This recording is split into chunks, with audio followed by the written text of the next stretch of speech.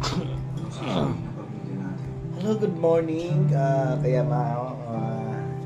ito po ngayon. Tungkol sa atin. Galing ko lang maghatid ng anak ko sa Bibigyan na tayo. high school. Kailangan kasi siyang ihatid na kasi alam mo naman, iba yung probinsya sa Mindanao at saka iba yung probinsya sa Rizal. Meron ba nga din ako isang ihatid makulit nga ito Alam mo ba na kaya na mas magaling pa to sa akin? Ewan ko, kasi pag mag-exam siya, lagi siyang perfect Sabi niya, wala daw mali. Ang bagal kumain, no? Gusto nyo ba ito mga kayamahan? Gusto nyo bang kunin to?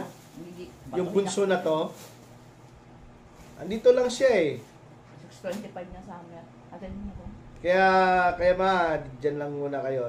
Ihatid ko muna ito yung bunso ko sa aking pagbabalik. Babu!